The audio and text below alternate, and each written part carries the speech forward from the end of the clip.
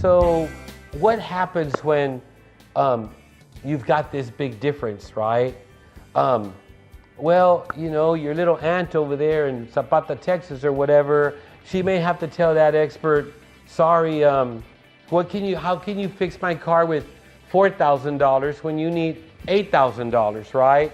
So now she's not being made whole.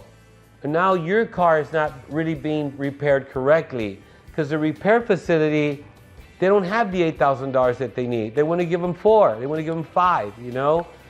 So you're going to have to use low quality products.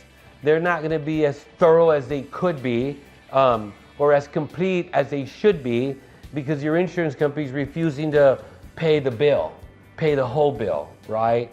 And so invoking the appraisal clause protects you. And I think this is like so important.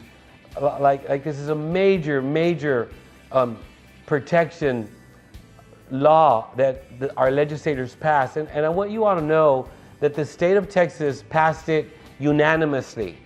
I also want you all to know that it took us 4 sessions to be able to get this bill passed because we had to educate our legislators, right? There was a lot of data they had to study. That's 4 sessions, that's 8 years that it took us to finally get it to both houses, to get it past both houses. We would get it past one house and it wouldn't make it to the other. We would get it past the other house, but it wouldn't make it to the other.